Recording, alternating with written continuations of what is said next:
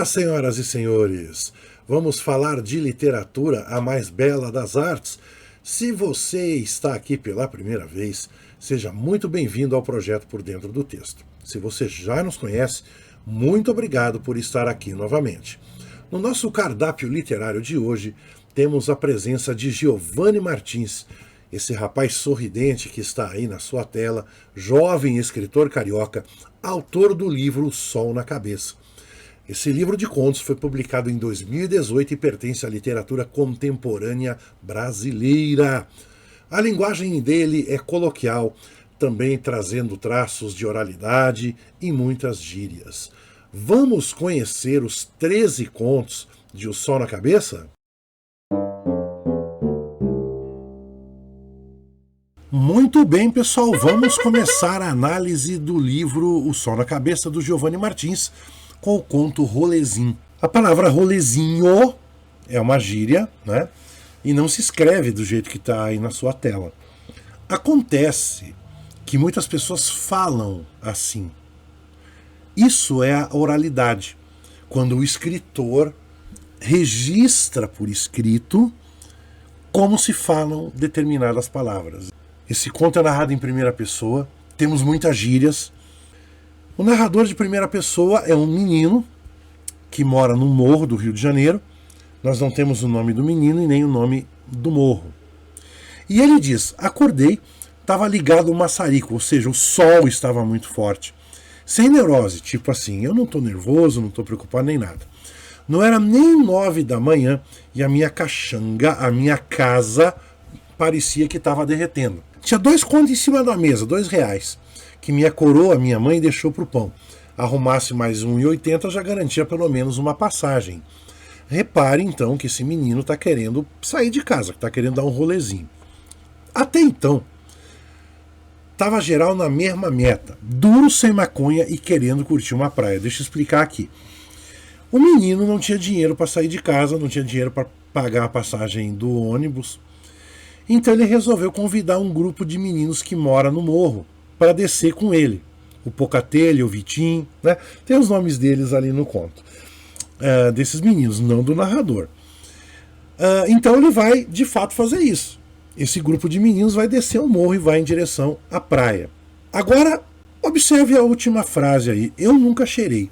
O narrador ele vai lembrar de uma conversa que ele teve com o irmão mais velho dele. Esse tipo de recurso que o narrador utiliza durante a confecção dos contos da obra é bastante comum.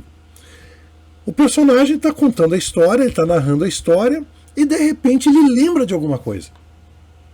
Isso é comum quando você está conversando com um amigo seu. Você está contando alguma coisa para ele, daqui a pouco, nossa, lembrei do negócio aqui e tal. Entendeu? E isso quebra a linearidade da narrativa. Ou seja, o conto ele não vai ser aquela coisa certinha com começo, meio e fim. Ele é todo quebradinho, tá? Ele está lembrando de uma conversa que ele teve com o irmão mais velho dele. Esse irmão já falecido, nós vamos descobrir isso daqui a pouco. Mas assim, o irmão conta para o nosso narrador que um amigo dele, um amigo do irmão dele, morreu de overdose por causa do uso de cocaína. Então, ele fala pro irmão, olha, não use cocaína. Fica só na maconha, cara. Não usa nenhum tipo de droga, não.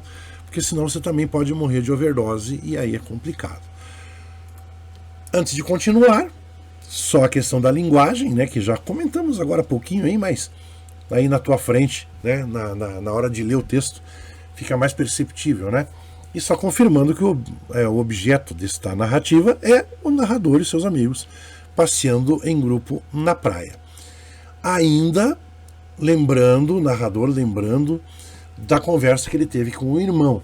Nunca tinha visto meu irmão daquele jeito, sério, concentrado, né, falando para ele, que era para eu ficar só no baseado.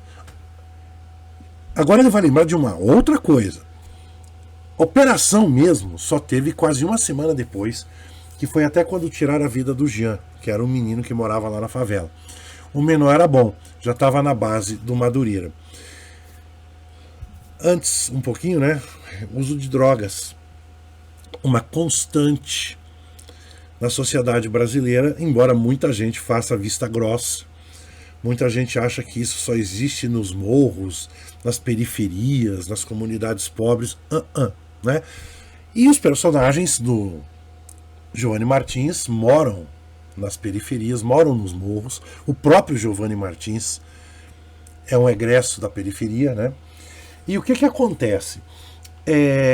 O uso de drogas é cotidiano.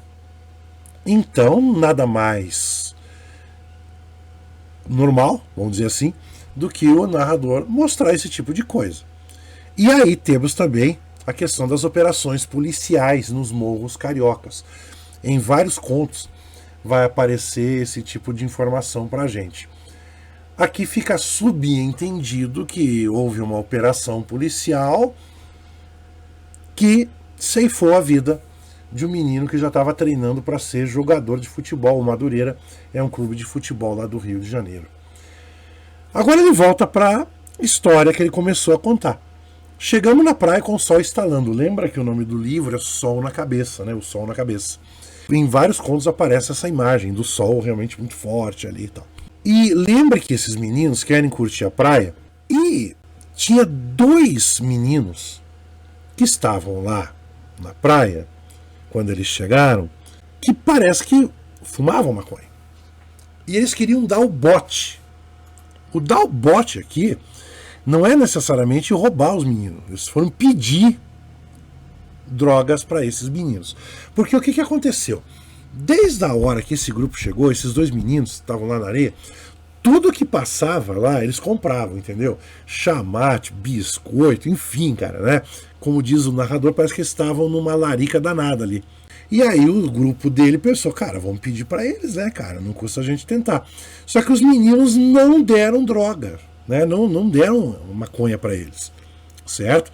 Pelo contrário, ficaram ali protegendo a mochila, meio com medo e tal. Vamos lá, vamos continuar aqui. Os menores... só deixa eu voltar para explicar uma coisa, né? Eu já tinha palmeado pelo menos uns 2 menorzinhos que estavam escoltando eles, ou seja, estava cuidando dos 2 meninos que compravam tudo lá, certo? Como os meninos negaram a maconha, esses 2 menores, né, ainda deram mais o rolê, mas não arrumaram nada. Só um sedanapo com um amigo da barraca que estava na intenção de dar um 2 com nós. Sedanapo é um papel, né, é um tipo de papel que se usa para enrolar a erva, a maconha. E dar um 2 é fumar um baseado, tá certo? Pior que foi tranquilão para arrumar a seda. A seda é um outro tipo de papel, tá? Enrolar a maconha. Só que aí ele diz que ele vai conseguir a erva, ele vai conseguir um baseado. Então ele diz assim, ó: pior que foi tranquilão para arrumar a seda. Pedi para um rasta que estava vendendo pulseira de reggae. Cria lá do Maranhão ele. Disse que a maconha lá é arregada, que geral fuma, que ele começou a fumar com 10 anos, que nem eu. Nós não sabemos a idade desse menino. Imaginamos que ele deve ter uns 14, 15, né? Mas ele conta aqui, então, que começou a fumar com 10 anos. E ele diz que vai fumar o baseado e depois do baseado ele fica viajando. Ele fica ali, digamos, usufruindo da erva, né? Os efeitos alucinógenos da erva. Tá certo? Bom, vamos mais um pedaço. Mas a onda máxima desse rolezinho, não esquece o nome do conto, foi quando nós estava já saindo da água. Os playboy que fez miserinha de seda estavam tirando foto, pagando de divo no bagulho, ou seja, estavam se exibindo na praia com o celular na mão. Aqueles 2 que negaram a erva, lembra? 2 menor passou voado e levaram as mochilas com tudo dentro. Os play ficou de bucha, né? Ficou meio assim, né? Pô, o que aconteceu aí? Com o celular na mão, panguando, marcando bobeira. Aí passou mais um menor e levou o celular também. Ou seja, levaram tudo dos playboyzinhos lá. Segue. Depois fiquei pensando nos menorzinhos que saíram no pinote. Os menores era tudo rataria. Fiquei torcendo para eles não caírem na mão dos vermes. Gente, rataria quer dizer que eram... Eles praticavam pequenos furtos. Nada muito relevante. Tudo bem? Mas repare que são menores. São menores que praticaram esses furtos aí. Tudo bem? Quando o grupo dele viu, já era quase de noite. Uma larica que sem neurose. Estava na hora de meter o pé e foi aí que rolou o caô. Pessoal, só deixa eu explicar, não fica claro no conto se os meninos que roubaram as coisas dessa dupla de playboys fazia parte do grupo dele ou não. Aparentemente, não. Continuando, o FDP manda nós encostar também. Aí veio com papo de que quem tivesse sem dinheiro de passagem para a delegacia, quem tivesse com muito mais que o da passagem ia para a delegacia, quem tivesse sem identidade ia para a delegacia. O que está acontecendo, gente? A polícia resolveu enquadrar os meninos ali, né? O grupo do nosso narrador. E um dos policiais resolveu chegar com essa conversa aí, ó. Vai todo mundo em cana aí. Tá bom. Olha o que o narrador faz. Não pensei duas vezes. Larguei o chinelo lá mesmo e saí voado. O cana gritou na hora que ia aplicar, quer dizer, que ia quebrar ele de porrada. E ele diz, ó, lembrei do meu irmão. Ele era sempre sair voado e sair correndo, tá? Lembrei do meu irmão. Ele era sempre o mais rápido, era neurótico na corrida. Eu sei que o Luiz, o irmão dele, não era X9, quer dizer, não era dedo duro, não entregava a ninguém. Meu irmão, olha aí, nunca quis X9ar ninguém. Morreu foi de bucha, no lugar de um vacilão desses daí que o mundo tá cheio. Isso sempre me enche de ódio. Ou seja, ele tá querendo dizer que o irmão dele morreu no lugar de um outro cara. E isso faz com que ele fique com ódio. E a gente vai notar, gente, esse é o primeiro conto do livro. E vocês vão notar que em vários desses contos, os personagens têm esse sentimento de ódio por algum motivo qualquer. No caso aqui, não é só por causa da morte do irmão, mas no sentido de que alguém morreu no lugar de outra pessoa. E isso não deveria acontecer. E claro, é a violência policial que está aqui, sendo tematizada pelo autor. Era a minha vez. Ou seja, ele achou que ia morrer. Minha coroa ia ficar sem filho nenhum, sozinha naquela casa. Mentalizei seu tranca-rua que protege minha avó, depois o Jesus das minhas tias. Virei a cara para ver se ainda estava na mira do verme, mas ele já tinha dado as costas para continuar revistando os menor. Passei batido. Ou seja, o nosso narrador conseguiu escapar da revista policial. E claro, referência às religiões de matriz africana e ao cristianismo. Nós temos esse tema muito presente na obra do senhor Giovanni Martins. Esse foi o primeiro conto. Nós vamos fazer um vídeo para cada conto do livro.